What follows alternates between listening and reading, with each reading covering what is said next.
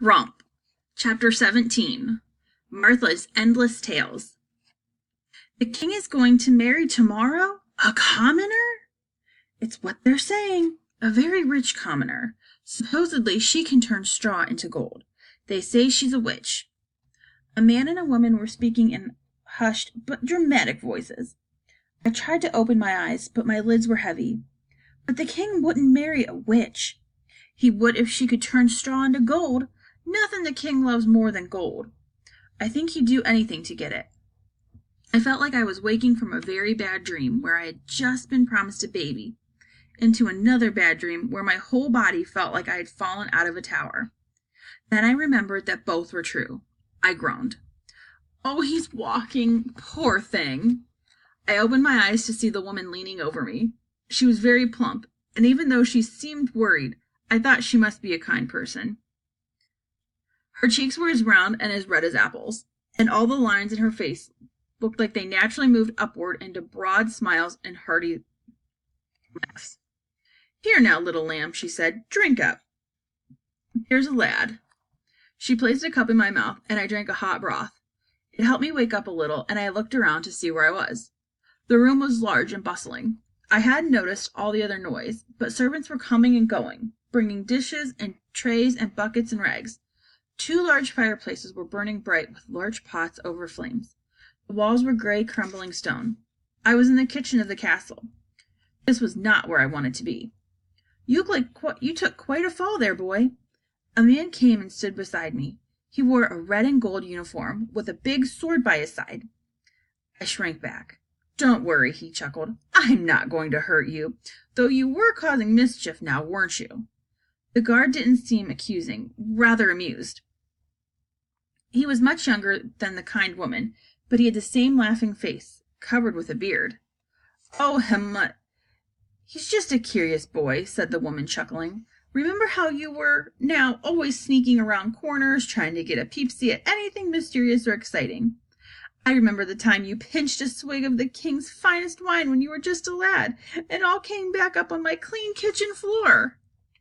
Yes, you whacked me a good one for that, said the soldier, which is why I straightened out and became a keeper of the peace from little hooligans like... He was only curious. No crime in that, now is there? Probably heard the gossip that came running to see. I'm curious, too. Might have climbed the tower myself if I didn't think I'd bring down the whole castle, she chuckled, and her whole plump body laughed with her, like Oswald the Miller, only I liked her and her laugh much better. It made me want to laugh, too, only instead of laughing, my body seized up in pain, and I coughed my lungs out. Oh, now, there, little lamb, drink some more. You've banged yourself up quite a bit. There's no padding on those scrawny bones of yours. Can be quite useful, you know. She patted her wide hips. Now, then, what's your name? Everyone prefers to be called by their name, don't they? Not everyone. Robert, I said. The lie just slipped from my mouth, and I realized it was what Opal had called me. But I was glad I didn't tell her my real name. Everyone on the mountain already knew, so I'd never had to explain it to anyone. And I didn't want to explain it now. I didn't have the energy. Well, Robert, said the woman, I'm Martha, one of the king's cooks, and this is my son, Helmut. I named him so he could be a stalwart soldier, brave and fearless. Which I am, said Helmut. But really, he wouldn't hurt a fly. I might as well have named him Fluffy. That's enough for you, old bat, said Helmut, but he was smiling. That's mother to you, Fluffy. Now give me those stockings. Helmut held out a pair of stockings worn through the holes, and Martha began to darn them. It reminded me painfully of Gran. Gran used to darn my stockings. Now they had a lot of holes in them. I could feel my toes sticking out, rubbing against the worn leather of my shoes. Well, said Helmut, I'd best get back to my post. Looks like we'll need to be extra vigilant to keep young hooligans from trying to get a peek at the future queen. The king has ordered a double guard around her chamber. He winked at me, then kissed his mother on the cheek and left. Martha looked after him, as though she were very proud, even though she did tease him about his gentleness. I wondered if my mother would ever have looked at me like that, had she lived. Now, Robert, she said, I looked around a bit, wondering who she was talking to, until I remembered that I was Robert. What brings you here? You don't belong in the castle now, do you? I froze, my mind racing to come up with some explanation, but Martha didn't wait for an answer. Oh, don't tell me. I can't tell it. I can tell it's a secret. And so you'd better keep it, because I won't. Strange business. This girl and the gold. No good can come of it, if you ask me. I never saw anything good come of magic in the end, you know. Always a price to pay.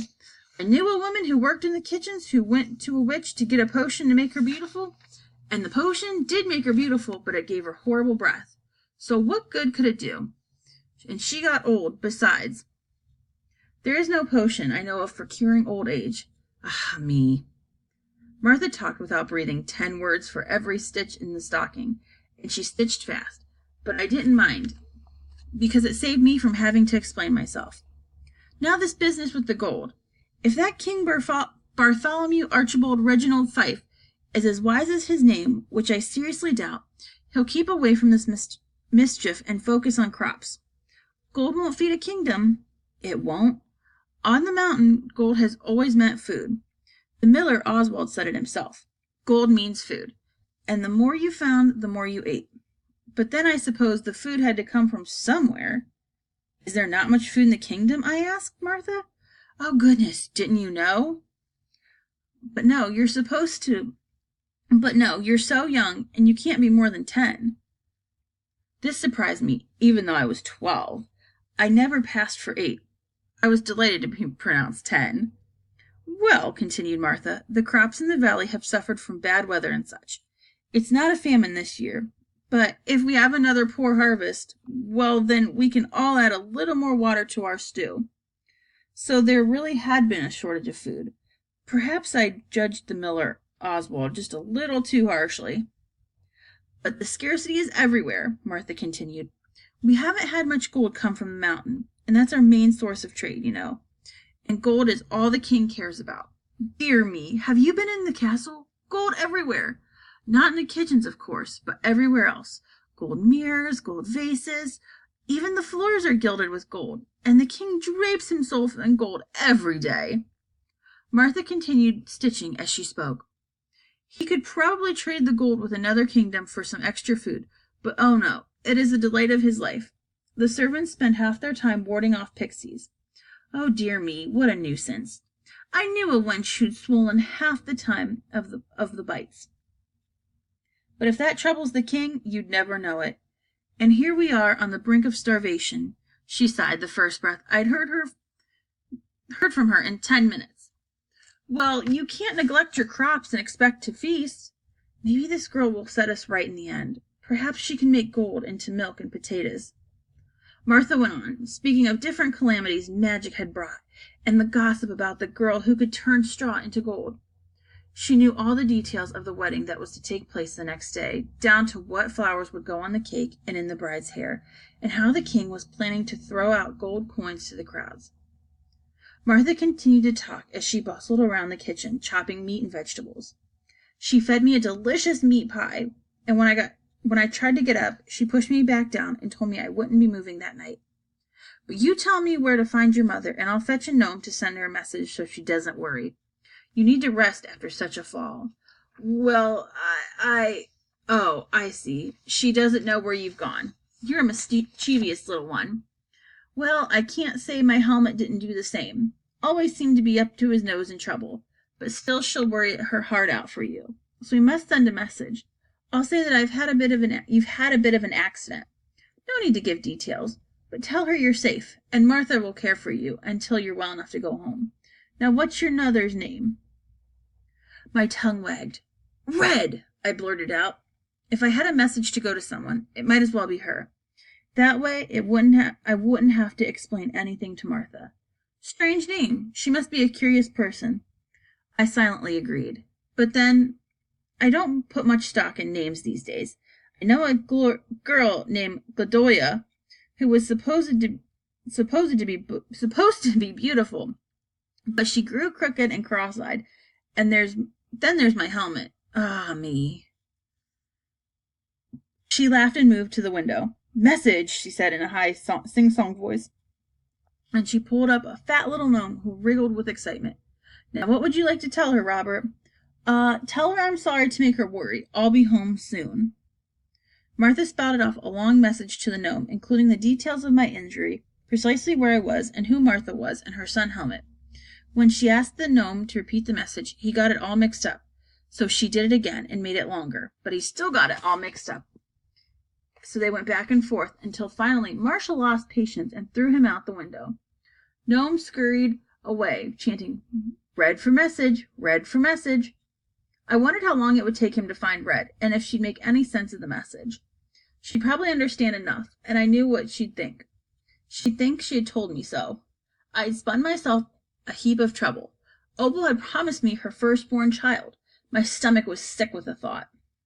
Opal didn't understand the magic. She didn't think I would ever really take her baby, or perhaps she thought she could back out of her side of the bargain. But what she didn't understand was that I had to take the baby. Red had explained to me that rules are rules, and the magic binds you to those rules. Opal had promised me her baby. She had taken my gold. I must take her baby if she ever had one. But that was only the beginning of my troubles. There was still the spinning and the gold. Surely the king would want Opal to spin more. Would he threaten to kill his own queen if she didn't spin more straw into gold? Would I have to stay here forever, always at the queen's beck and call when she needed straw spun to gold? No, I couldn't. I thought of all the things Opal could foolishly promise me. Her right eye, an arm, a leg, more children. I saw my destiny clearly now. I was holding a dozen crying babies and trying to spin a mountain of straw into gold while Opal screamed at me to hurry up because she's the queen. I felt dizzy. My head hurt. I couldn't go home. I had to get away, far away. I had to go someplace where I wouldn't hear about Opal or the king or a baby. But I mostly had to find a stiltskin. A stiltskin was the only way to fix all this mess. That's what my mother had been looking for. That's what the Witch of the Woods said I needed. But where could I find one? The witch said I must look. But where? Under rocks, under the ground, in a tree, in the sky, and yonder or beyond?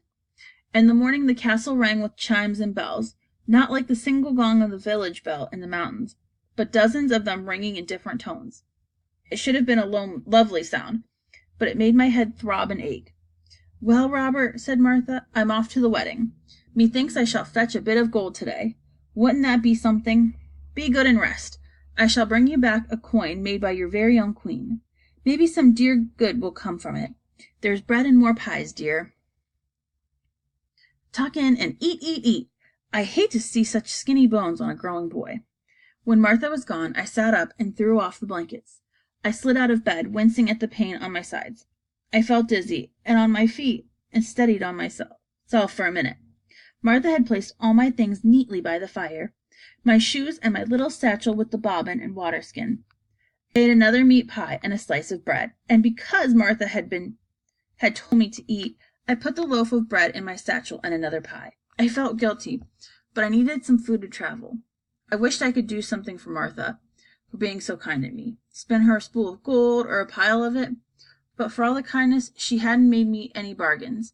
Besides, she didn't have a spinning wheel, and quite frankly, I was done spinning. It was time to leave it all behind, forever.